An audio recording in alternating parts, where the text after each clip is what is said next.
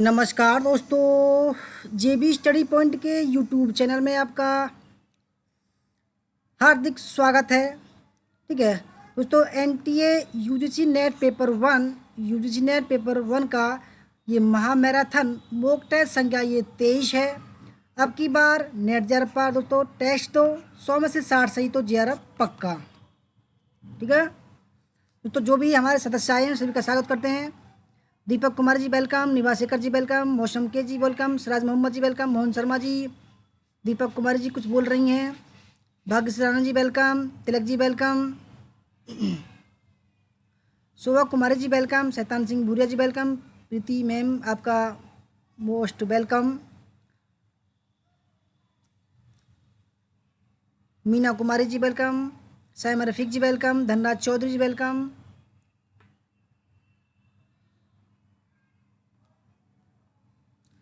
Sunita Kumari ji welcome, Dhanraj Chaudhary जी, राहुल जयदेव जी welcome और history Gyan ji welcome.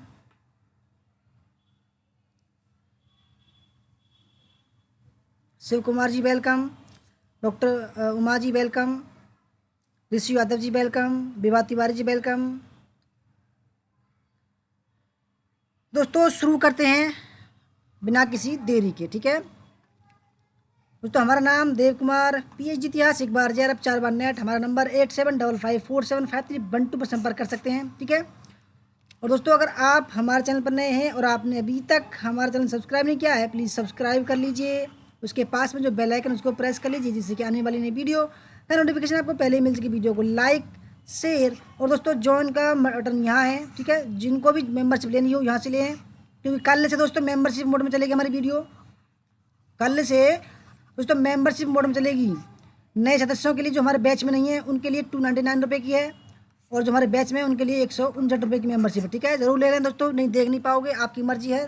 ठीक है दोस्तों, सबसे पहला सवाल आपके सामने है, शुरू करते हैं। पहला सवाल, और 10 सेकंड का आपको समय दिया जाएगा कमेंट करने के लिए। ठीक है, कमेंट करिए।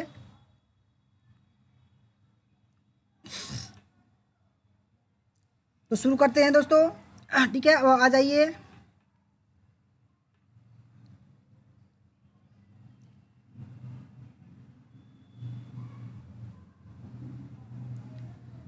प्रिया Kalyankar ji welcome, Raju Kumar ji welcome, Simpy ji welcome, Monika ji welcome, history Gyan ji welcome, art of learn ji welcome,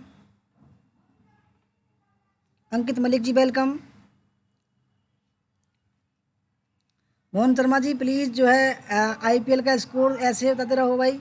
RCB का 55 के 0, वेरी गुड।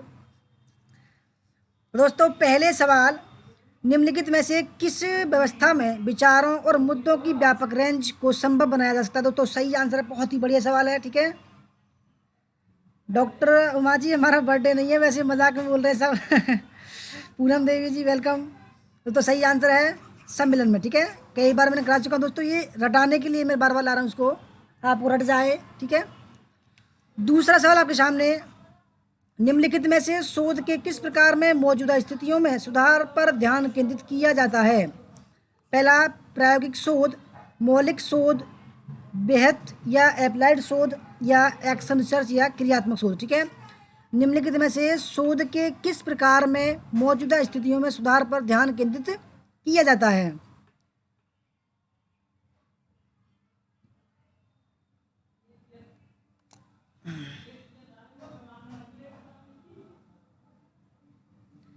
डॉक्टर जी मेरा जन्मदिन नहीं है, मेरा जन्मदिन मार्च में आता है। पूजा कुमारी जी वेलकम, अभय सिंह जी वेलकम, सन एस जी वेलकम। ठीक है, सरोज शर्मा जी वेलकम।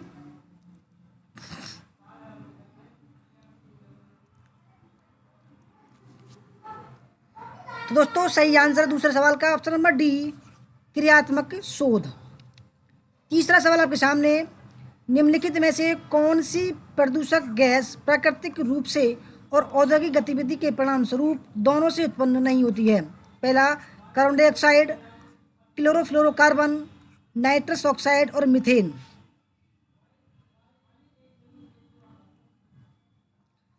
लक्ष्मी जी वेलकम आपका।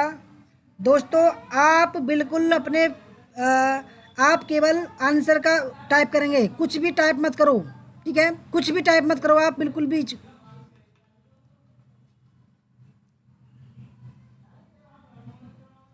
बिल्कुल भी टाइप मत करो, केवल आप अपने सवालों पर ध्यान दो बस, ठीक है दोस्तों, वरना मैं भी भूल जाता हूँ मैं क्या कर पढ़ा रहा हूँ फिर आपकी बातों में, ठीक है। तो दोस्तों बढ़िया सवाल है। तो दोस्तों जो गैस है प्राकृतिक रूप से और औद्योगिक गतिविधि के परिणाम स्वरूप दोनों से उत्पन्न नहीं होती। दोस्तों सही आंसर है ऑप्शन नंबर बी, क्लोरोफ्लोरोकार्बन, ठीक है। चौथा सवाल आपके सामने है, जैसे गिलास में बर्फ के पिघलते गोलों से गिलास का पानी उससे बाहर नहीं बहता, उसी प्रकार पिघलते हुए समुद्री हिमखंड से समुद्र का आयतन नहीं बढ़ता है। यह निम्नलिखित में से किस प्रकार का तर्क है? सांख्यिकीय है, सादृश्य मूलक, परिकल्पनात्मक और मनोवैज्ञानिक।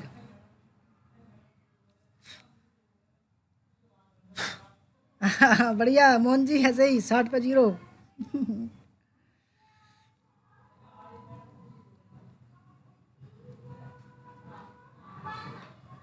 ठीक है, बढ़िया सवाल है दोस्तों, ठीक है।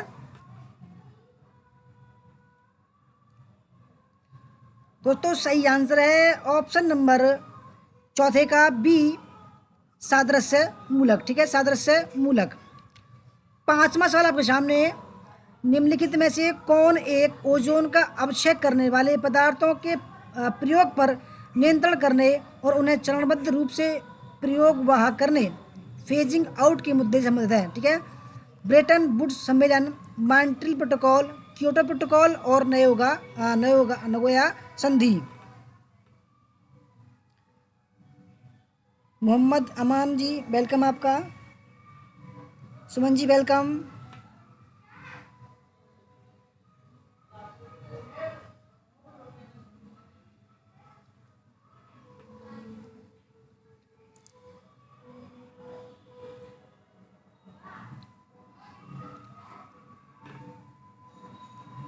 तो दोस्तों सही आंसर है ऑप्शन नंबर बी, ठीक है, मॉन्ट्रियल प्रोटोकॉल, ठीक है।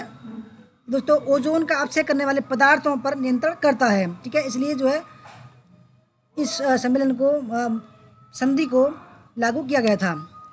छठा सवाल आपके सामने, निम्नलिखित में से कहाँ सदाबहार वन पाए जाते हैं? मालवा पठार, पूर्वी घाट, पश्चिमी घाट और छोटा नागपुर पठार।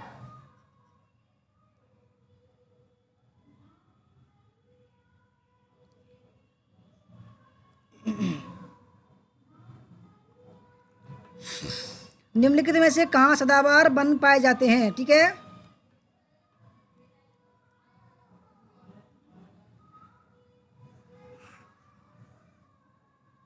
दोस्तों ये भारत का नक्शा है, ठीक है, यहाँ विंध्याचल पर्वत है, ठीक है, और दोस्तों यहाँ जो है वो ये जो है पश्चिमी घाट है और ये पूर्वी घाट है, ठीक है। आलोक पासवान जी वेलकम। संजय कुमार जी अच्छा दोस्तों सही आंसर है पश्चिमी घाट, ठीक है। दोस्तों सदाबहार वन कहा जाता है दोस्तों पश्चिम यहाँ है, ठीक है, ये जो हिस्सा है इसको बोलते हैं पश्चिमी घाट, इसको बोलते हैं पूर्वी घाट, ठीक है। सातवां सवाल, निम्नलिखित गैसों में से कौन सी एक ग्रीन हाउस गैस नहीं है? ग्रीन हाउस गैस नहीं दोस्तों, ठीक है, carbon dioxide, methane, nitrogen oxide और नाइट्रस ऑक्साइड और ऑक्सीजन, ठीक है।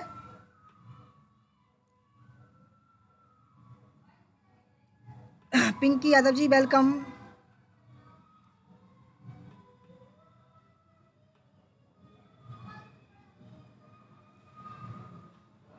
हिमांशु शर्मा जी वेलकम।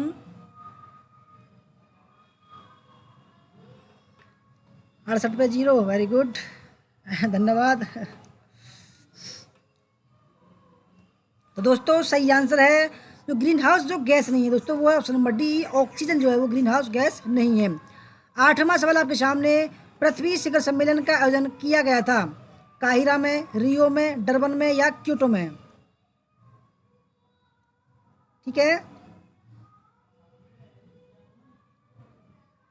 मीना कुमारी जी वेलकम। दोस्तों जिन्होंने अभी मेंबरशिप नहीं ली है प्लीज़ ले लीजिए, आज हमारा और जो मेंबरशिप नहीं है उनका लास्ट दिन है, ठीक है। उसके बाद एग्ज़ाम तक दोस्तों आपको कोई भी वीडियो नहीं मिलेगी, केवल मेंबरशिप मोड में चलाई जाएगी वीडियो आज के बाद, हिस्ट्री की और पेपर फर्स्ट की भी, ठीक है। जिन्होंने नहीं ली है वो ले लीजिए, अगर आपको लगता हो तो हमारा कंटेंट अच्छा है, ठीक है। तो दोस्तों 8वें सवाल का जो सही आंसर है वो है option number B, Rio de Janeiro. दोस्तों ये पड़ता है ब्राज़ील में, ठीक है। और पहला पृथ्वी शिखर सम्मेलन हुआ था 1992 में, ठीक है, रियो डी जेनेरियो में। 9वां सवाल आपके सामने, किसी परिकल्पना हाइपोथेसिस को संकल्पनात्मक रूप से होना चाहिए। पहला सम्मिलित, जटिल और सामान्य। दूसरा जटिल, दुस्साह और सामान्य। सरल, स्पष्ट और विशिष्ट। अस्पष्ट, पेचीदा और सरल। पूजा कुमारी जी वेलकम, समांजुन जी वेलकम।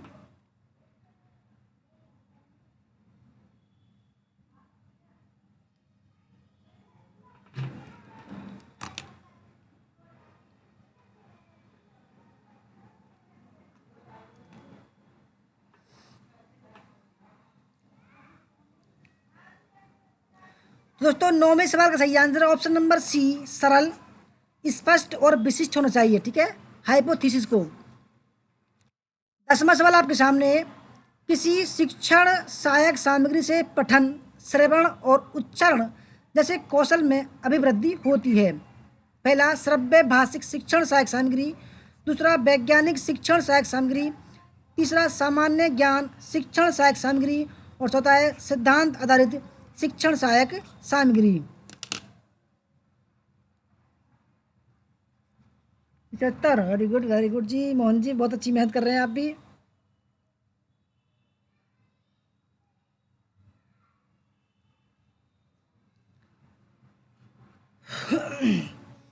तो दोस्तों सही आंसर है ऑप्शन नंबर फर्स्ट, ठीक है, श्रव्य भाषिक शिक्षण सहायक सामग्री। 11वां सवाल आपके सामने, 11वां, नीचे अधिगम की कुछ विशेषताएं सूचीबद्ध की गई हैं, इनमें से प्रभावी शिक्षण में सहायक तत्वों को पहचानिए। पहला अधिगमकर्ताओं का अध्यापक के प्रति सम्मान। दूसरा अधिगमकर्ताओं की मानसिक योग्यता का स्तर। तीसरा अधिगमकर्ताओं का पूर्व अनुभव। चौथा अधिगमकर्ताओं की अध्ययन में अभिरुचि का स्तर। पाँचवा अधिगमकर्ताओं के अंत व्यक्तिक संबंध का स्तर। और छठा अधिगमकर्ताओं का समाज के बारे में दृष्टिकोण क्या है।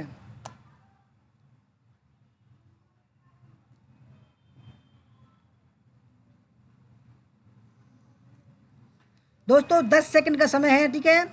कल से हमारी वीडियो आप मैं बता दूं, बार बार बताऊंगा कि मेंबरशिप मोड में आएगी, ठीक है, मेंबरशिप मोड में ओनली, क्योंकि हमारे ग्रुप के जो मेंबर हैं, देखो जिन्होंने ग्रीन लोगो ले रखा है उन्होंने मेंबरशिप ले रखी है, ठीक है।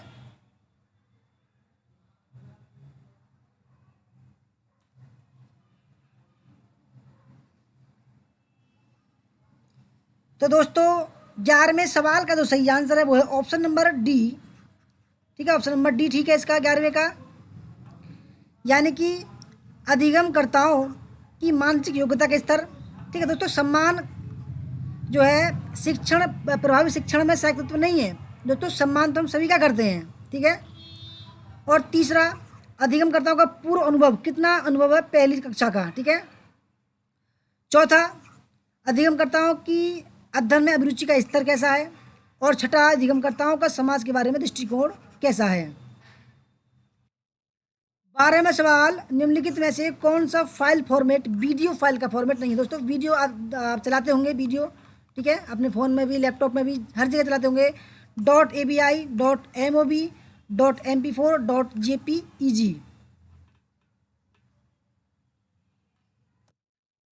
दोस्तों जिन्होंने मेंबरशिप नहीं ली है कोई नहीं देख पाएगा, ठीक है।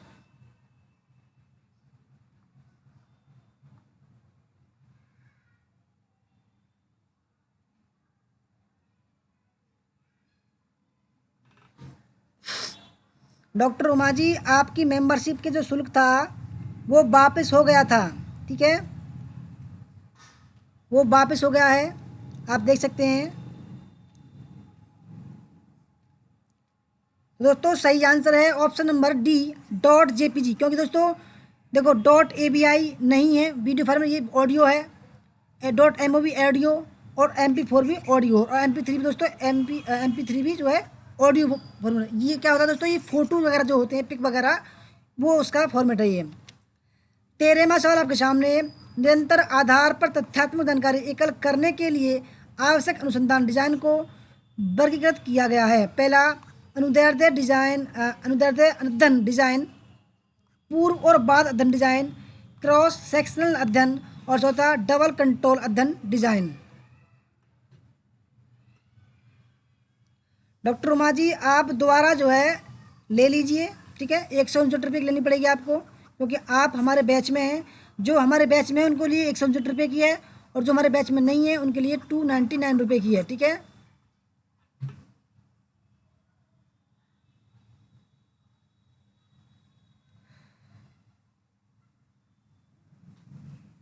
सेनापति जी वेलकम आपका।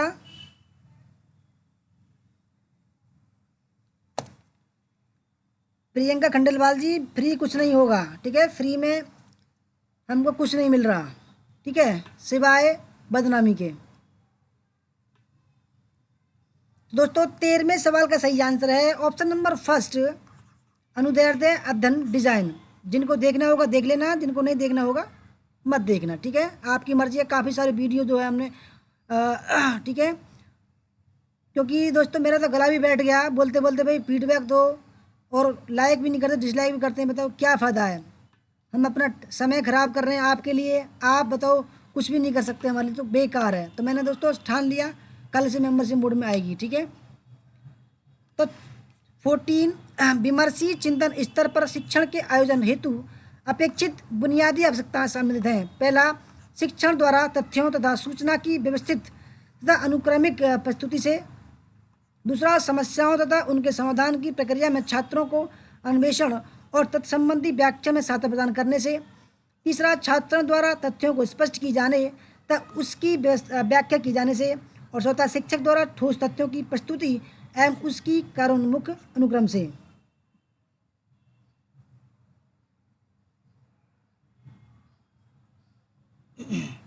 अफरोज जी वेलकम।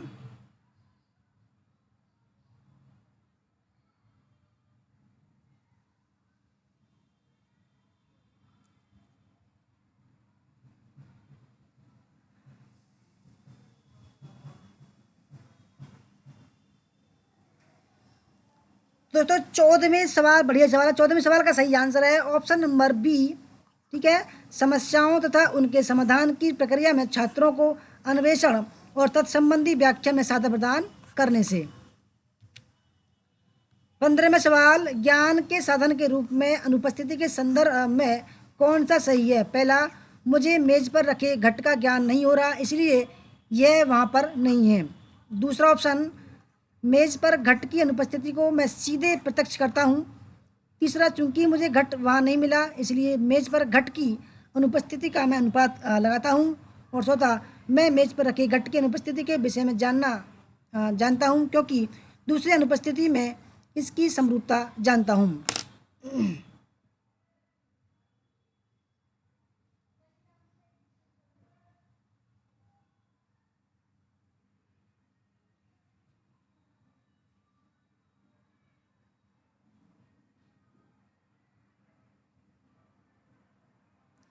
मैडम जी ये हमारे खाते में नहीं जाएगा, ये ऊपर से फिक्स है, ठीक है।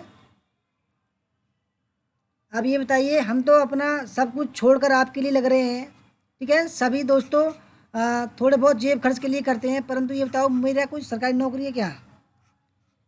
दोस्तों मैं तो बहुत गरीब आदमी हूँ, कैसे खर्च चलेगा बताइए। ये तो अगर आप दोगे दोस्तों जॉइन बटन, ये यूट्यूब के खाते में जाएगा। यूट्यूब जो है मुझे कम से कम 3-4 महीने बाद देगा, जो भी देगा 20-30% आप में से बस। तो दोस्तों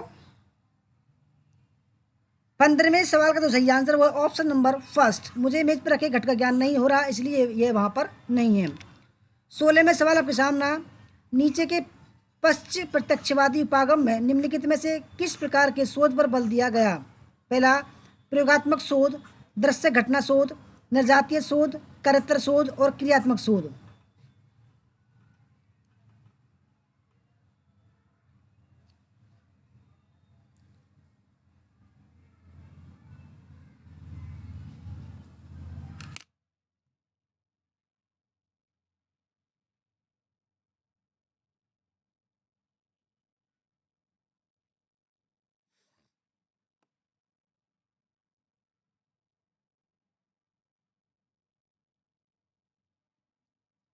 दोस्तों 10 सेकंड का आपको समय दिया जा रहा है, केवल 10 सेकंड का समय, ठीक है।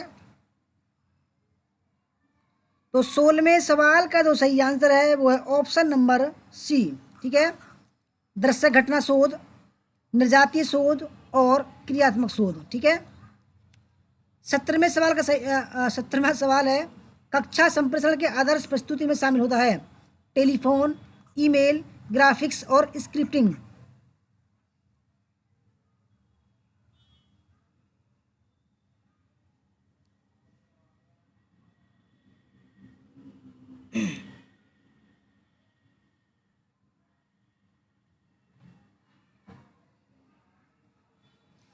कक्षा संप्रेषण के आदर्श प्रस्तुति में शामिल होता है। दोस्तों सही आंसर है ऑप्शन नंबर सी, ग्राफिक्स, ठीक है, ग्राफिक्स। 18वां सवाल आपके सामने है, निम्नलिखित में से कौन सा अच्छी शोध नैतिकता की श्रेणी से संबंध है? पहला, संपादकों को बताए बगैर एक ही शोध पत्र को 2 शोध पत्रिकाओं में प्रकाशित करना। दूसरा, साहित्य की समीक्षा करना जिसमें संगत क्षेत्र के अन्य व्यक्तियों या प्रासंगिक पूर्व कार्यों का योगदान हो। तीसरा, किसी शोध पत्र में अपने तर्कों पर चर्चा किए बिना ही आंकड़ों से रूपरेखा को व्यवस्थित करना।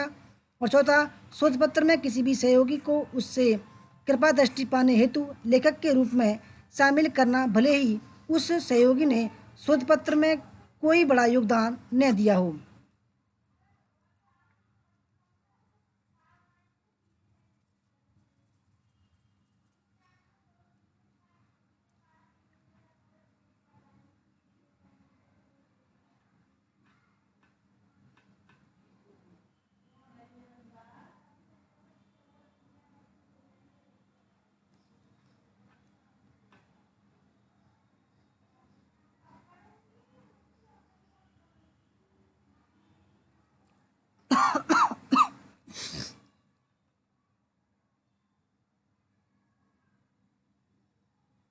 चंद्र प्रकाश जी वेलकम। आपने जो है हमारे बैच वाली मेंबरशिप ले ली है, परंतु आप हमारे बैच में तो है ही नहीं।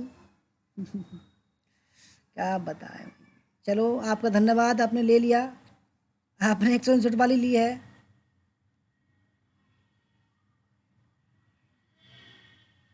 तो दोस्तों 18वें सवाल का सही आंसर है ऑप्शन नंबर बी, साहित्य की समीक्षा करना जिससे संगत क्षेत्र के अन्य व्यक्तियों या प्रासंगिक पूर्व कार्यों का योगदान हो, ठीक है।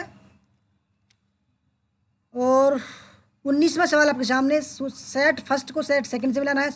सेट फर्स्ट में web browser, word processor, spreadsheet, web authoring, ठीक है। सेकंड में लिखित दस्तावेज बनाना, वेब पृष्ठों को बनाना और एडिट करना। तीसरा, वेब साइट्स के साथ जुड़ना तथा वेब पृष्ठों को प्रदर्शित करना। और चौथा, संख्यात्मक आंकड़ों का विश्लेषण तथा संक्षेपण।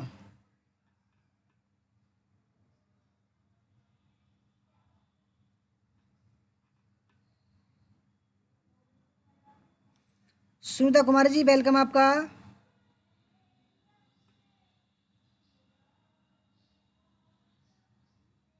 चंदन प्रकाश जी वेलकम वेलकम।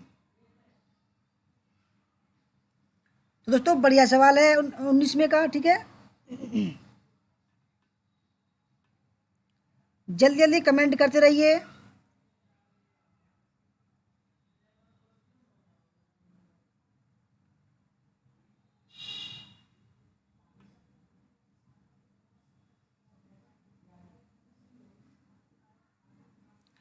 दोस्तों 19वें सवाल का सही आंसर है ऑप्शन नंबर बी, ठीक है। वेब ब्राउज़र क्या होता है दोस्तों? ऑप्शन नंबर 3, वेबसाइट्स के साथ जुड़ना, ठीक है। क्योंकि दोस्तों आप जानते होंगे वेब ब्राउज़र क्या होता है, Google Chrome, Mozilla Firefox, internet explorer, तो ये वेब ब्राउज़र होते हैं, ठीक है। वेबसाइट के साथ जुड़ना तथा वेब पृष्ठों को प्रदर्शित करना, ठीक है, इनका कार्य होता है। जैसे दोस्तों गूगल पर जो आप गूगल सर्च करते हैं वो उसके माध्यम से करते हैं, गूगल क्रोम के माध्यम से, ठीक है। गूगल जो है वो एक सर्च इंजन है। वर्ड प्रोसेसर तो ये है ऑप्शन नंबर फर्स्ट, लिखित दस्तावेज बनाना,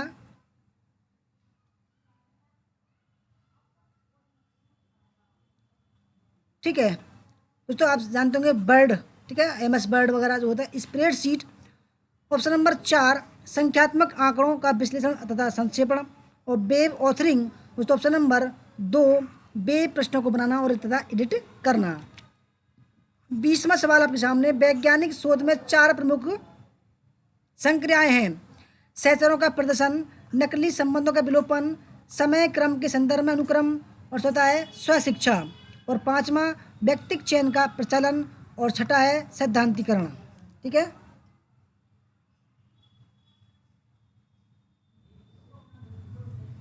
अच्छा शर्मा जी आपको काम है, ओके कोई बात नहीं, आप करते रहिए।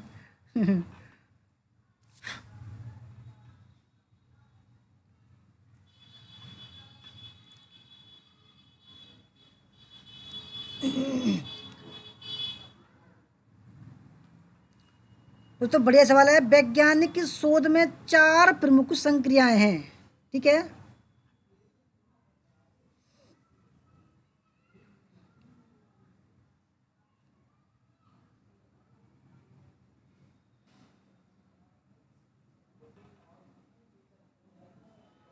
दोस्तों सही आंसर है 20 में का ऑप्शन नंबर सी। ठीक है, वैज्ञानिक शोध में जो 4 प्रमुख संक्रिया जो होती हैं दोस्तों, ऑप्शन नंबर फर्स्ट है सहचरों का प्रदर्शन, ऑप्शन नंबर बी नकली संबंधों का विलोपन, 3 समय क्रम के संदर्भ में अनुक्रमण, और 6 सैद्धांतिकरण। 21वां सवाल आपके सामने, शिक्षण विधियों के स्पेक्ट्रम में निम्नलिखित में से किसे संवादात्मक कहा जाएगा?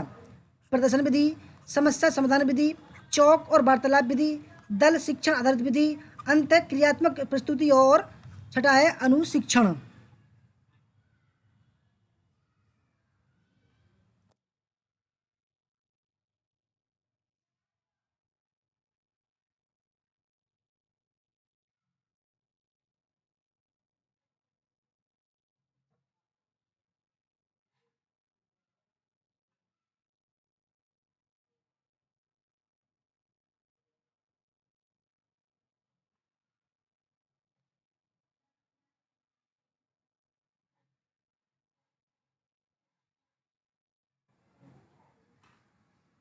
दोस्तों हमने देखा है आजकल जो बड़े बड़े यूट्यूब चैनल हैं वो लाइव क्लास ला रहे हैं। ठीक है, क्योंकि उनकी कोचिंग खुद की है, और एक ही टॉपिक को दोस्तों, एक ही टॉपिक को कम से कम 1.5 घंटा में समझाते हैं, वो एक ही टॉपिक को। और दोस्तों मैं ये बेफालतू का काम नहीं करता।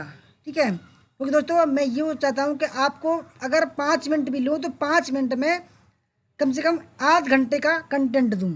ठीक है, दोस्तों 21वें सवाल का सही आंसर है ऑप्शन नंबर डी समस्या समाधान विधि, ई अंत क्रियात्मक प्रस्तुति, और एफ अनुशिक्षण। 22वां सवाल आपके सामने, किसी समूह में निम्नलिखित में से किसके कारण समूह के सदस्यों की सृजन क्षमता अवरुद्ध होती है? पहला, किसी भी कीमत पर आम सहमति बनाए रखने की प्रतिमान, दूसरा हास्य का पात्र बनने के भय से मुक्त चिंतन, तीसरा एक दूसरे के विचार के प्रति आदर, चौथा किसी व्यक्ति का विचार असत्य होने की दिशा में आलोचना।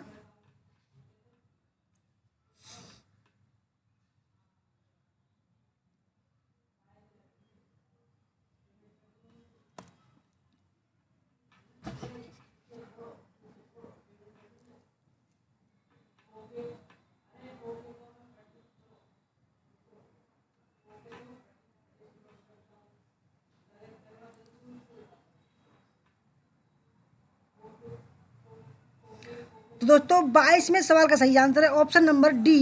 ठीक है, यानी कि डी किसी व्यक्ति का विचार असत्य होने की दिशा में आलोचना, और ऑप्शन नंबर ए किसी भी कीमत पर आम सहमति बनाए रखने की प्रतिमान। 23वां सवाल आपके सामने, किसी शोध रिपोर्ट में शामिल होते हैं? पहला, वित्तीय लेखे, प्रारंभिक भाग, ठीक है, उपयोगिता प्रमाण पत्र, चौथा शीर्षक पृष्ठ, और 5वां विषय सूची, और छठा अंतिम अध्याय। दोस्तों शोध रिपोर्ट क्या होता है आपको जानना जरूरी है। ठीक है, शोध रिपोर्ट जैसे थीसिस होता है, ठीक है, जो हम रिसर्च करते हैं उसकी रिपोर्ट क्या होती है। आप कभी देखना दोस्तों, कोई जिसने पीएचडी की होगी उसकी एक जो है एक थीसिस होती है जिसको डिसर्टेशन भी बोलते हैं, उसको उठाना। ठीक है, मैंने दो बुक लिख दी हैं मैंने दोस्तों, अब तीसरी लिख रहा हूँ मैं। ठीक है, तो मैंने रिसर्च पेपर भी लिख दिए हैं बहुत सारे। ठीक है दोस्तों, जब मैं बता रहा हूँ आपको, सबसे पहले बात होता है, ठीक है, प्रारंभिक भाग। ठीक है, प्रारंभिक भाग दोस्तों क्या होता है आप जानते होंगे, प्रारंभिक भाग। ठीक है, आपके सामने पहला प्रश्न जो होगा, और उसके बाद में, ठीक है, और वो सबसे दोस्तों प्रारंभिक भाग जो होगा आपके सामने, भाई आप कौन सी यूनिवर्सिटी से हैं, ठीक है, आपका नाम क्या, आपके प्रोफेसर कौन से हैं, ठीक है, क्या टॉपिक है, ये हो गया प्रारंभिक भाग दोस्तों। उसके बाद में तो पहले आंसर जो है मैं बता दूं आपको, 23वीं का सही आंसर ऑप्शन नंबर बी। ठीक है, और दोस्तों शीर्षक पृष्ठ, ठीक है, शीर्षक पृष्ठ में दोस्तों यही होता है। ठीक है, शीर्षक क्या है भाई, उसका शीर्षक क्या है, प्रारंभिक भाग जो है। ठीक है, जैसे आप जो है सबसे पहले जो है आप सबसे जो ऊपर वाला जो भाग होता है तो उसको बोलते हैं शीर्षक पृष्ठ। उसके बाद में जैसे ही आप उसको पलटेंगे, उसके बाद में देखो सुपरवाइजर का सर्टिफिकेट होता है। ठीक है, आप और जो भूमिका वगैरह, प्राक्कलन वगैरह, ठीक है, वो वगैरह जो है वो प्रारंभिक भाग में आती हैं। ठीक है, उसके बाद में विषय सूची। ठीक है, आप जानते हो तो विषय सूची, उसके बाद में जो विषय सूची आती है भाई, प्रथम अध्याय का नाम क्या है, दूसरा अध्याय का नाम क्या है, तीसरा अध्याय का नाम क्या है, ये जो है आती है। और दोस्तों उसके बाद में क्या आता है, धड़, यानी कि जो बीच का, यानी कि जो भाई प्रस्तावना, जो चैप्टर होंगे, चैप्टर की डिटेल होगी। ठीक है, उसको बोलते हैं मुख्य भाग। ठीक है, और दोस्तों अंतिम अध्याय, यानी कि जो अंतिम अध्याय निष्कर्ष वगैरह होता है। ठीक है, उसके बाद में होती है ग्रंथ सूची, रेफरेंस होते हैं दोस्तों। ठीक है, मुझे पूरी जानकारी, ऐसी बात नहीं है रिसर्च के बारे में, क्योंकि मैं खुद कर रहा हूँ, 3 किताब मैंने लिख दी हैं। ठीक है, दोस्तों सही आंसर हो जाएगा इसका ऑप्शन नंबर बी। दोस्तों मैं जो बताऊंगा आपको अपने अनुभव के आधार पर बताऊंगा। ठीक है, मैंने जो खुद मैंने किया है। 24वां सवाल आपके सामने है, लोकसभा के संबंध में निम्नलिखित में से कौन से कथन सही हैं। पहला, संविधान में लोकसभा के सदस्यों की संख्या की सीमा तय की गई है। दूसरा, संसदीय निर्वाचन क्षेत्रों के सीमा और आकार निर्वाचन आयोग द्वारा निर्धारित की जाते हैं। दूसरा, फर्स्ट पोस्ट पोस्ट निर्वाचन प्रणाली अपनाई जाती है। और चौथा है, मतों के समान रहने की स्थिति में लोकसभा अध्यक्ष के पास निर्णायक मत नहीं होता है। कौन सा ठीक है?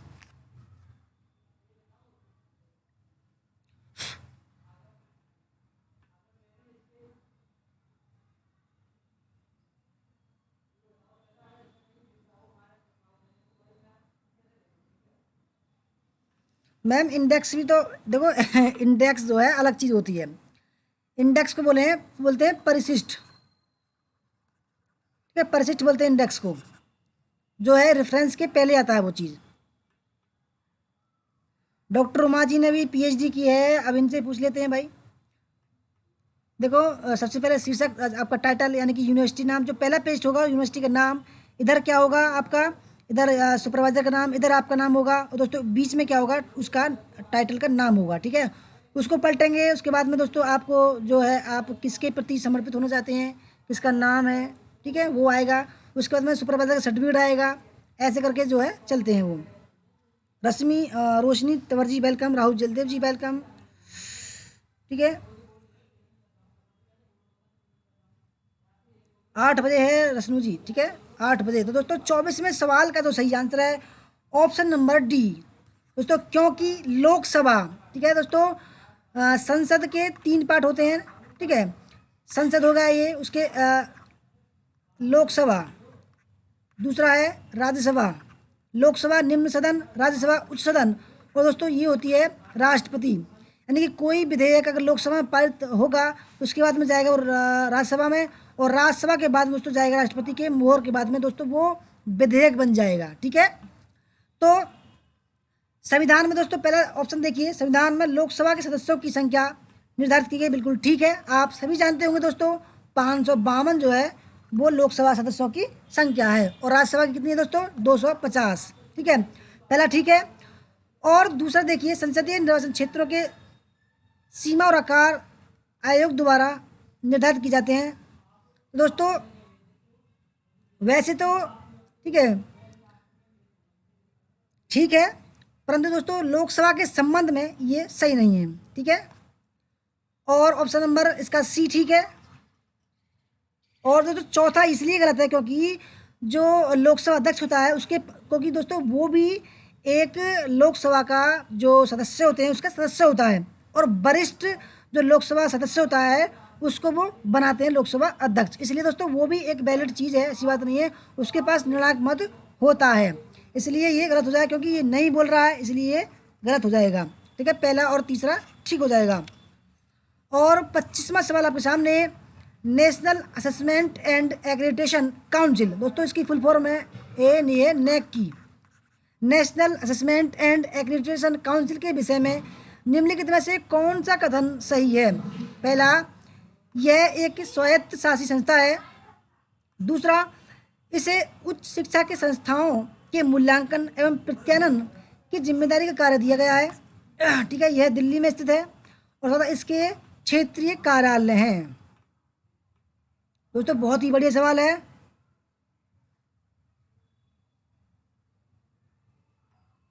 हिस्ट्री ज्ञान जी कह रहे हैं हमने भी बुक लिखी है। ओके, गुड गुड, बढ़िया बात है जी, बढ़िया बात है।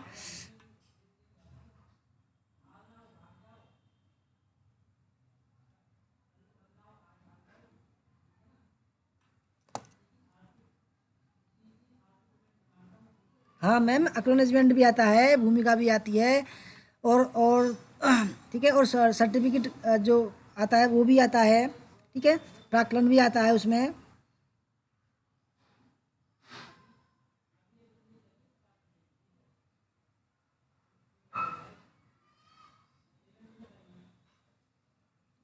तो दोस्तों 25वें सवाल देखो दोस्तों, जो नेक की टीम होती है, ठीक है, आप भी जो है आपका जो कॉलेज होगा तो उसमें जो उसको जो ग्रेड मिले होगा, A grade, B grade, C grade, ठीक है, तो वो क्या कर देती है, वो नेक की टीम देती है। ठीक है, नेक की टीम है तो वो क्या है, वो एक स्वायत्त शासी संस्था है। ठीक है, पहला ठीक है इसका। और दूसरा ठीक है दोस्तों, उच्च शिक्षा के संस्थाओं जैसे आपका कॉलेज हुआ, यूनिवर्सिटी हुआ, उसमें मूल्यांकन करती है और प्रत्यायन की जिम्मेदारी कार्य दिया गया है। तो तीसरा इसलिए गलत है दोस्तों क्योंकि ये कहाँ है, बेंगलोर में है। ठीक है, बेंगलोर में। और इसके क्षेत्रीय कार्यालय दोस्तों ये भी गलत है कि इसका कोई भी क्षेत्रीय कार्यालय नहीं है, और ये दोस्तों 1994 में स्थापित किया गया था। 26वां सवाल आपके सामने, विश्वविद्यालय अनुदान आयोग की फैकल्टी इंचार्ज और फैकल्टी रिचार्ज स्कीम का मुख्य उद्देश्य था। पहला, उच्चतर शिक्षण संस्थानों में शिक्षक वृंद की कमी की समस्या को निराकरण। दूसरा, शिक्षकों के शिक्षण कौशल का स्तरोन्नयन। तीसरा, महाविद्यालयों और विश्वविद्यालयों में शिक्षक वृंद के लिए शोध अवसंरचना का स्तरोन्नयन। और चौथा, शिक्षा जगत उद्योग के मध्य संपर्क को सुदृढ़ करना।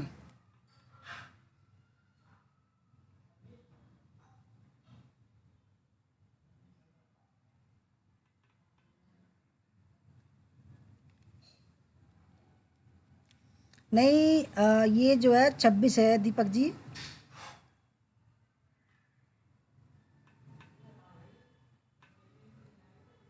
26 है, क्योंकि तो आप देख सकते हैं ये 29 है। ठीक है, ये जो है 29 दिखाई दे रहा होगा आपको, ये इससे 3 पीछे रहता है हमारा ये सिस्टम। ठीक है,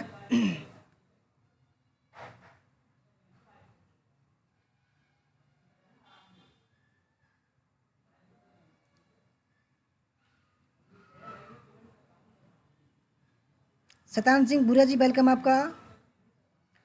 तो दोस्तों 26वें सवाल का सही आंसर है ऑप्शन नंबर फर्स्ट, उच्चतर शिक्षण संस्थानों में शिक्षक वृंद की कमी की समस्या का निराकरण। 27वां सवाल आपके सामने है, राष्ट्रीय जलवायु परिवर्तन नीति के भाग के रूप में भारत सरकार की वर्ष 2030 तक नवीकरणीय ऊर्जा की संस्थापित क्षमता को कहाँ तक बढ़ाने की योजना है? 200 गीगावाट, 250 गीगावाट, 350 गीगावाट, या ऑप्शन नंबर 4 175 गीगावाट।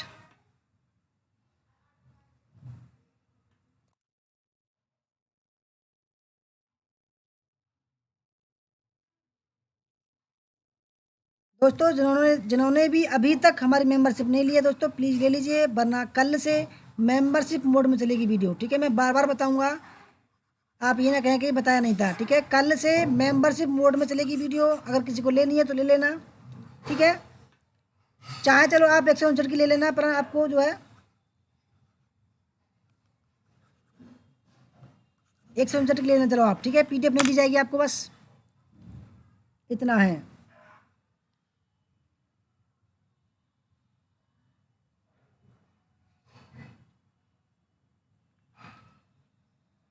शिखा जयमाल जी वेलकम आपका।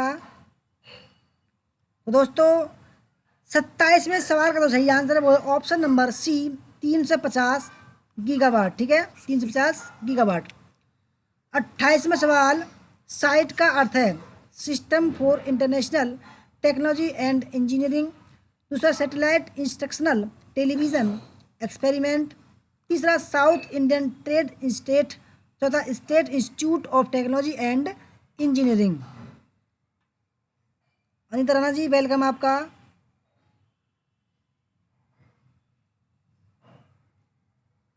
नीलू सैनी जी वेलकम आपका।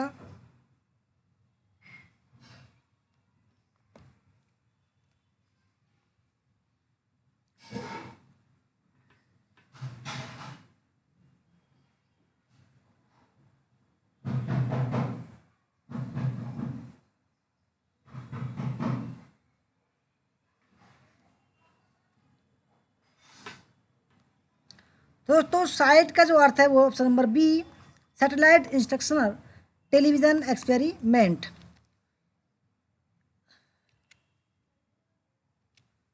29 सवाल है, शिक्षण प्रभावकारिता को प्रभावित करने वाला एक सर्वाधिक शक्तिशाली कारक किससे संबंधित है? पहला, देश की सामाजिक व्यवस्था से, समाज की आर्थिक स्थिति से, विद्यमान राजनीतिक व्यवस्था से, और चौथा है शैक्षणिक व्यवस्था से।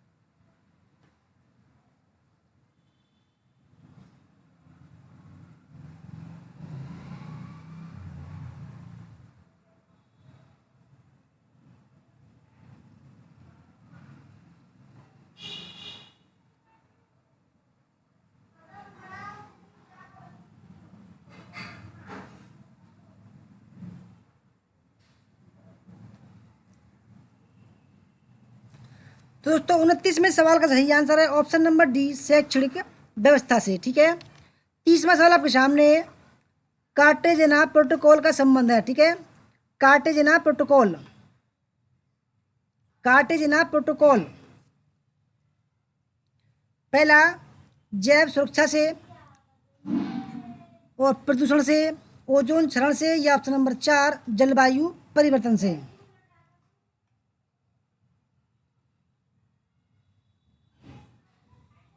दोस्तों कार्टेजेना प्रोटोकॉल ये इसका जो ड्राफ्ट आया था, प्रस्ताव आया था 2000 ईस्वी में आया था। ठीक है, और दोस्तों ये जो इफेक्टिव हुआ था, प्रभावी हुआ था, ये 2011 सितंबर 2003 में हुआ था। ठीक है, 2003 में प्रभावी हो गया था ये।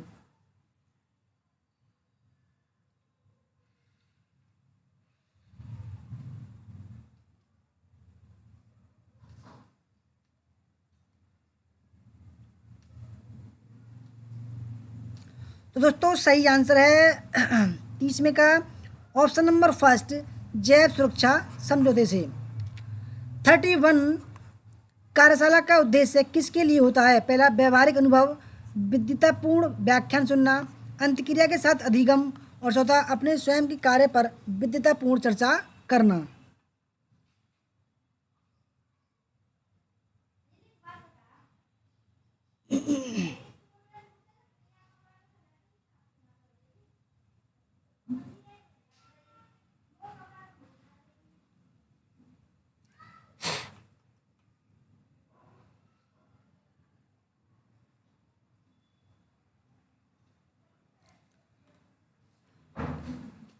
दोस्तों कार्यशाला का उद्देश्य किसके लिए होता है? दोस्तों सही आंसर है 31वें का ऑप्शन नंबर फर्स्ट। ठीक है, व्यवहारिक अनुभव। 32 शोध में विश्वसनीयता मापन प्रक्रिया की वह गुणवत्ता है जो प्रदान करती है पहला आवर्ती परखता और परिशुद्धता, दूसरा समयनिष्ठता और परिशुद्धता, तीसरा परिशुद्धता और गति, और चौथा है गति और आवर्ती परखता।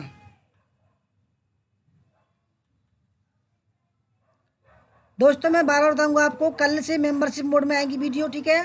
जो मेंबरशिप लेंगे केवल उनके लिए वीडियो चलेगी, ठीक है। संजू वर्मा जी वेलकम, करण पाड़िया जी वेलकम, प्रियंका सिंह जी वेलकम।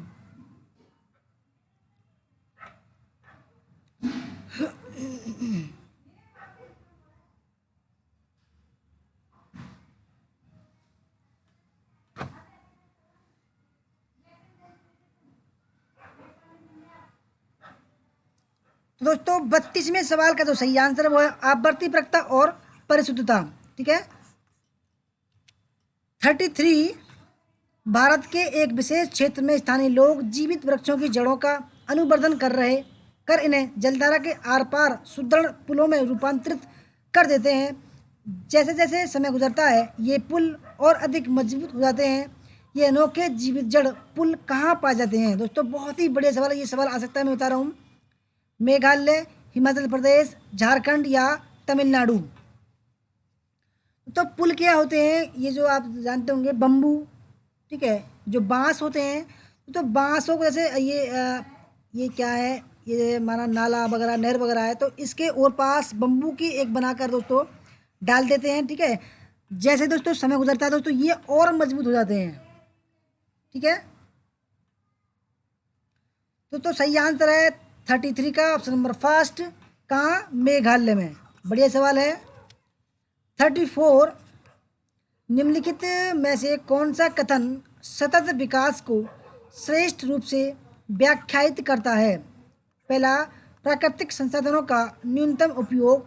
दूसरा, प्राकृतिक संसाधनों का अपने लाभ के लिए उपयोग। तीसरा, प्राकृतिक संसाधनों का न्यायपूर्ण उपयोग जिससे कि वे पीढ़ियों के लिए उपलब्ध रहें।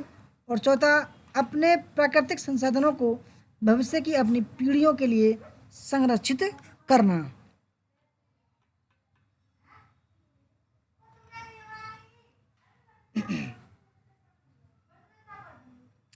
शेखावत जी वेलकम आपका।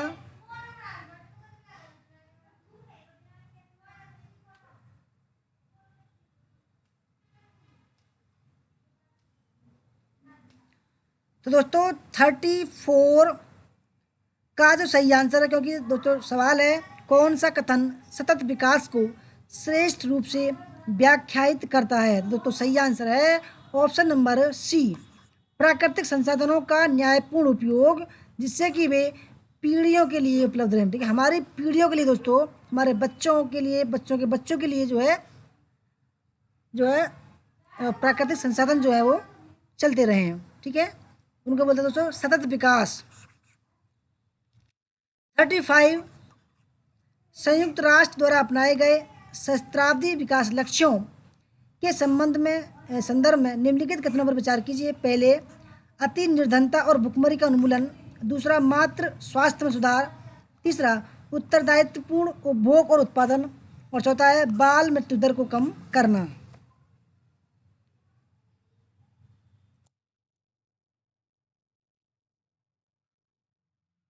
दीपक जी करिए 5 बार आ चुका है, वेरी गुड वेरी गुड।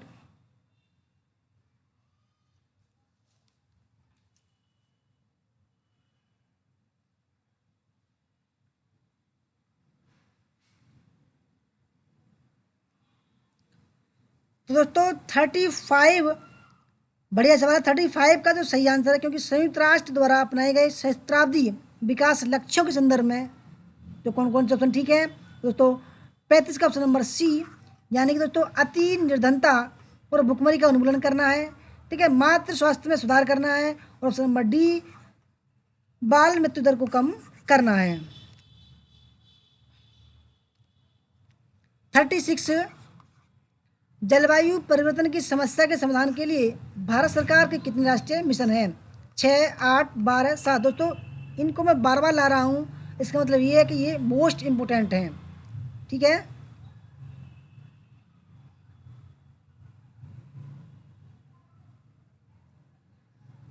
दोस्तों कल से हिस्ट्री की 5 बजे आएगी, ठीक है, 5 PM।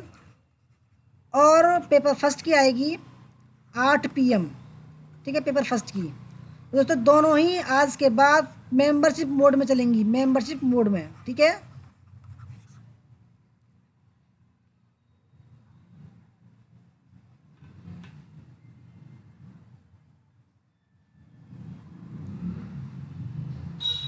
MDG।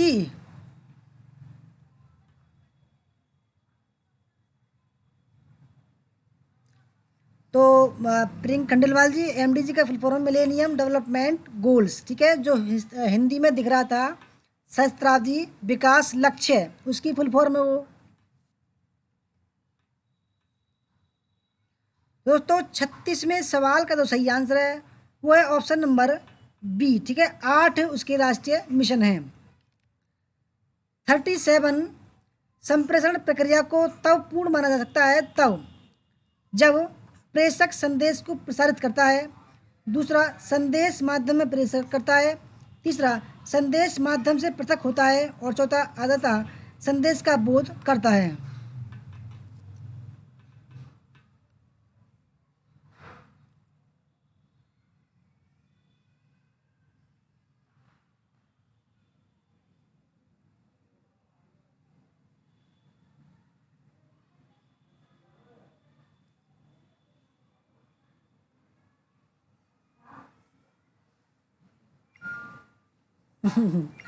सायमा जी।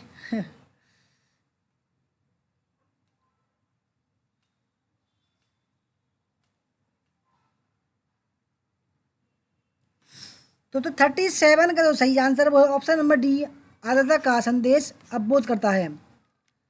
38, निम्नलिखित सूची में से उन प्रतिचयन विधियों की पहचान कीजिए जिन्हें असंभाव्यता प्रतिचयन पद्धति कहा जाता है।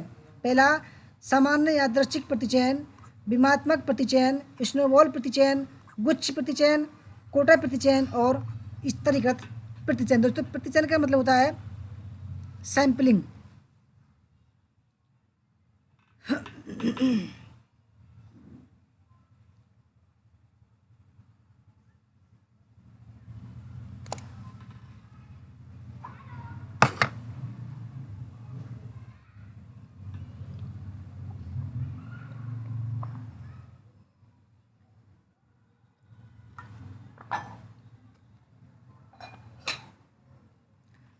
तो दोस्तों 38वें सवाल का जो सही आंसर है वो है ऑप्शन नंबर डी, दूसरा, तीसरा और पांचवा, ठीक है। 39, निम्नलिखित में से कौन सी अंतर व्यक्तिक संप्रेषण की एक विशेषता है? यह केंद्रित और अकेंद्रिता दोनों है, यह प्रतिभाग परक नहीं है, यह दार्शनिक है और यह लाक्षणिक है।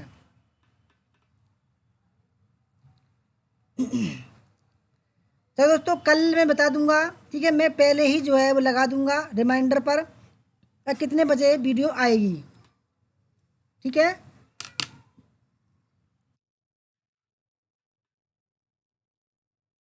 सायमा जी के बच्चे सो गए भाई, बड़ा दुख। चलो कोई ना, सॉल्यूशन ढूंढते हैं इस बात का भी। दोस्तों 39 का सही आंसर है यह केंद्रित और अकेंद्रिता दोनों हैं। 40वां सवाल आपके सामने है, ग्रीन हाउस इफेक्ट वह प्रक्रिया है, पहला जिसमें पौधे उगाने के लिए समान तापमान प्राप्त किया जाता है, दूसरा जिसमें वायुमंडलीय कार्बन डाइऑक्साइड द्वारा इंफ्रारेड विकिरण शोषित कर लिए जाने से वायुमंडल का तापमान बढ़ता है, तीसरा जिसमें बंदर पर्वतों या पहाड़ियों को हरा भरा किया जाता है, और चौथा जिसमें गहरे पानी का रंग हरा नजर आता है।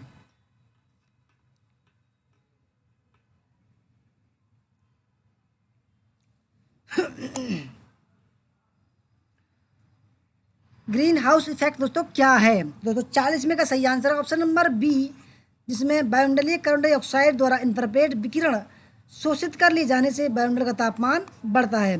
41, भूमंडलीय उष्णता ग्लोबल वार्मिंग के परिणामस्वरूप क्या होता है? पहला सार्वभौमिक संपर्क बेहतर हो गए, दूसरा हिमनदी द्रवीभूत होने लगी, तीसरा समय से पूर्व आम में बोर आने लगा, चौथा स्वास्थ्य पर प्रभाव पड़ा।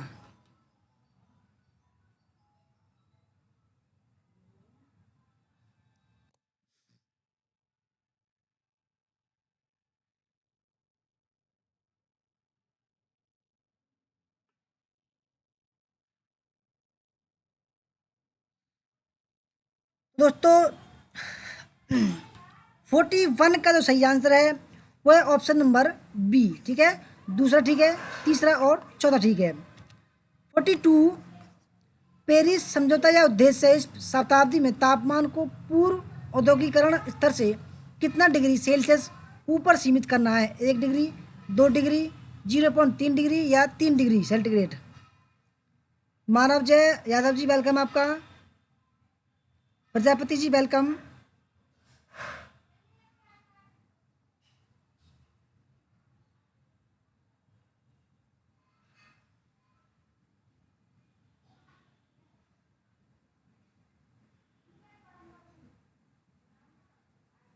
डीके जी वेलकम आपका।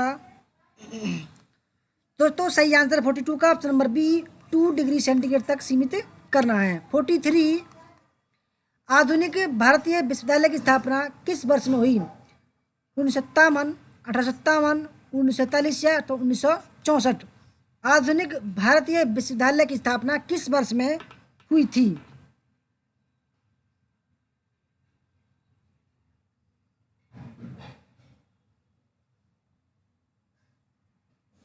ओके मैम, देखते हैं चलो कल क्या करते हैं। कल कुछ नया प्लान बनाएंगे।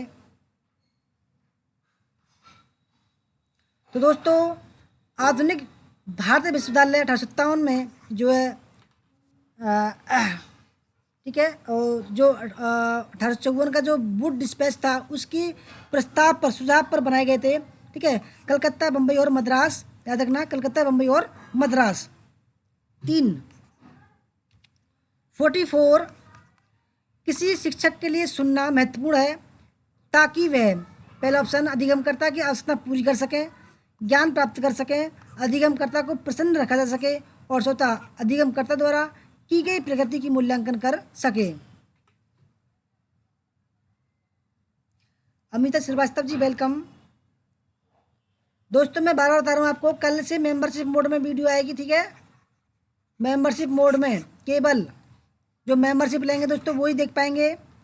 अगर किसी को देखनी हो दोस्तों तो मेंबरशिप ले लीजिएगा, अदरवाइज दोस्तों किसी पर भी जोर जबरदस्ती नहीं है। ठीक है,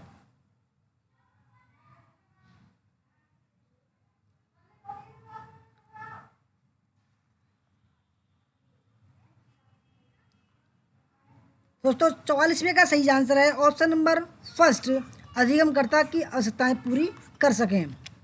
45 मूल्यांकन योजना के मुख्य अवयव क्या हैं? ठीक है, उद्देश्य, संसाधन, विश्लेषण, प्राधिकार। सही उत्तर का चयन कीजिए।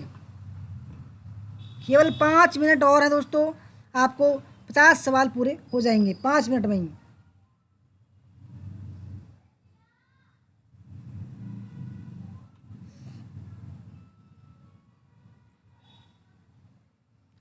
तो दोस्तों 5वें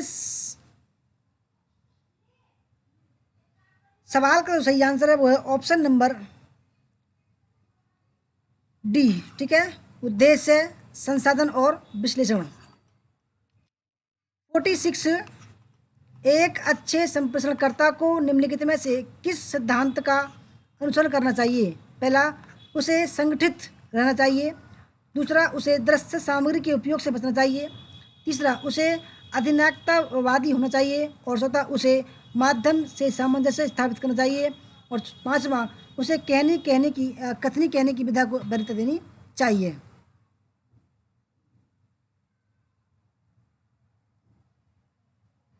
पूनम देवी जी ओनली मेंबरशिप, बिल्कुल बिल्कुल मेंबरशिप मोड में चलेगी कल से। ठीक है, क्योंकि हम मेहनत कर रहे हैं ना भाई। अगर कोई मेहनत करेगा, आज की डेट में इतनी महामारी चल रही है, उसको खर्चे के लिए पैसे भी नहीं है लोगों के पास में। दोस्तों ये बताइए कि हम भी तो देखो किराए पर रह रहे हैं। ठीक है, 3,000 रुपये देते हैं और बिजली का खर्चा भी है, कहाँ से आएगा बताइए? आप समझदार हैं, मैं घर पर थोड़ी हूँ। ठीक है, मैं आपके लिए 2 वीडियो लगातार बना रहा हूँ, अपना सब कुछ छोड़ रहा हूँ, अपनी पढ़ाई लिखाई भी छोड़ रहा हूँ। इतना पागल तो कोई होगा नहीं भाई दुनिया में कि सब कुछ छोड़ेगा और आपकी भलाई के लिए लग जाएगा। दोस्तों ऐसी बात नहीं है। जो लाइव करा रहे हैं उनसे पूछिए ना भाई क्यों करा रहे हैं लाइव, उनका कोई स्कोप होगा। दोस्तों मैं तो आपसे ये नहीं कह रहा भाई आप मुझसे ही पढ़िए। ठीक है, क्योंकि उनके तो इतने इतने सब्सक्राइबर हैं, हमारा तो कुछ भी नहीं है। दोस्तों सब चीज़ देखनी पड़ती है दुनिया में।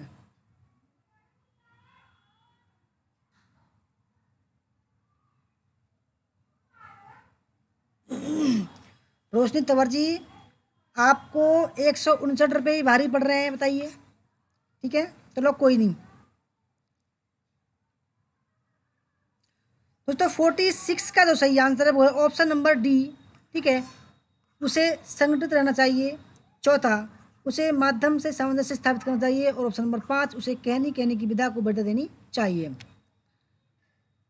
47, निम्नलिखित में से कौन सी संस्था समाज विज्ञान की सभी संस्थाओं की शोध गतिविधियों का समन्वय करती है, उनको बढ़ावा देती है और उनका वित्त पोषण करती है? पहला ICPR, IIAS, ICSSR और न्यूपा। अमिता जी, तो ज्वाइन का बटन जो आपको दिखाई दे रहा होगा वीडियो के पास में, ठीक है, ज्वाइन का बटन नीले कलर में, वहां से आप ले सकते हैं।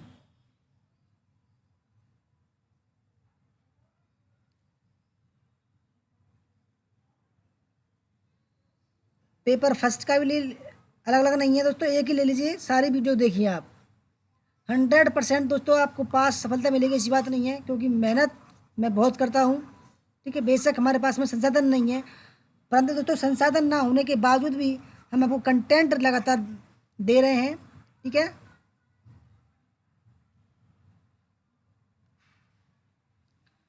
दोस्तों 47 का जो सही आंसर है वो है ऑप्शन नंबर सी, IC। ठीक है, Indian council social science research, ये नई दिल्ली में है। ठीक है, 40 कितना हो गया, 48, 1 टेराबाइट मेमोरी किसके समान है? 1024 KB, 1024 × 1024 KB, 1024 × 1024 × 1024 और ऑप्शन नंबर 4, 1024 × 1024 वाइट।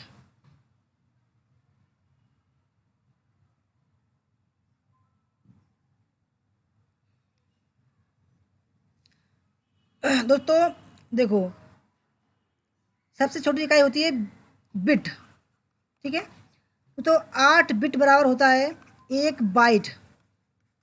ठीक है, और 1024 बाइट बराबर होता है 1 किलोबाइट। ठीक है, 1024 किलोबाइट बराबर 1 मेगाबाइट। ठीक है, और दोस्तों 1024 मेगाबाइट बराबर होता है 1 गीगाबाइट, यानी 1 GB। और 1 GB, 1024 GB बराबर होता है दोस्तों 1 TB, यानी कि 1000 GB हो गया 1 टेराबाइट। दोस्तों सही आंसर हो जाएगा इसका ऑप्शन नंबर सी, 1024 × 1024 × 1024 KB। 49, निम्नलिखित में से भारत की किस पंचवर्षीय योजना में शिक्षा और मानव शक्ति पर विशेष बल दिया गया है? पहला तीसरी पंचवर्षीय योजना, चौथी पंचवर्षीय योजना, दूसरी पंचवर्षीय योजना, या ऑप्शन नंबर 4, पांचवी पंचवर्षीय योजना? मौसम के जी, मैंने समझा तो दिया सवाल, और कैसे बताओ, क्या समझाऊं उसमें? सब कुछ तुमने डिटेल में बता दिया।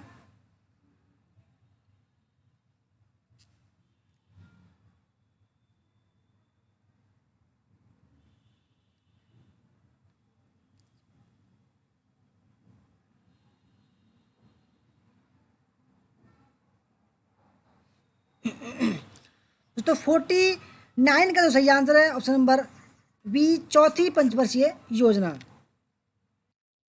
और 50वां सवाल, लास्ट सवाल हमारा दोस्तों। ठीक है, विचार प्रक्रिया ब्रेन स्टॉर्मिंग को एक विधि के रूप में किसके लिए प्रयुक्त किया जा सकता है? पहला लीक से हटकर चिंतन, सुसंगत चिंतन, रुचि के क्षेत्र में नए विचारों को उत्पन्न करना, और ऑप्शन नंबर 4, आलोचनात्मक चिंतन। दोस्तों मैं सोच रहा हूँ कि इन 2 वीडियो के अलावा मैं पेपर फर्स्ट की और भी वीडियो लाऊं, यानी कि लाइव क्लास होगी दोस्तों, वो होगी इन सवालों से अलग। ठीक है, कुछ ऐसे टॉपिक होते हैं जैसे आप समझ नहीं पाते हैं। ठीक है, ऐसे समय में आप समझ जाओगे तो अच्छा रहेगा। दोस्तों आज की हमारी इस वीडियो ये थी, और जिन्होंने मेंबरशिप नहीं ली दोस्तों, उनका और हमारे साथ केवल यहीं तक था। ठीक है, यहीं समाप्त होता है आपका और हमारा साथ, क्योंकि जो मेंबरशिप लेंगे उनको ही हम आज आगे दिखाएंगे।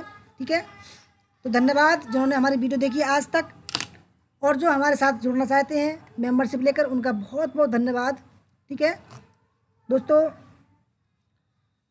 50 में सवाल का सही answer option number first, leak से हटकर चिंतन। दोस्तों आपको हमारी वीडियो अच्छी लगी हो तो प्लीज़ लाइक कर देना, क्योंकि मैंने पहली बार लाइक के लिए बोला है, मैंने कभी लाइक के लिए बोलता नहीं हूँ। शेयर कर देना, ठीक है। और हमारे चैनल JB स्टडी पॉइंट को तो सब्सक्राइब कर लें, आपका फ़ायदा होगा। और दोस्तों मेंबरशिप केवल चलो आप 159 की ले लेना, 299 की मत लेना, ठीक है। मैं आधे शुल्क कर दिया है, ले लेना, कोई बात नहीं। 18-20 दिन जो है आपके साथ सामने, ठीक है। दोस्तों आप 5 मिनट बाद में हमारे जैसे मैं वीडियो बंद करूं उसके 5 मिनट बाद में दोस्तों आप कमेंट बॉक्स में खुलेगा और फीडबैक ज़रूर देना, ठीक है। धन्यवाद दोस्तों, जय हिंद, जय भारत, वंदे मातरम। मिलते हैं कल मेंबरशिप मोड में, ठीक है। और जो पहले होगा, धन्यवाद, गुड नाइट दोस्तों।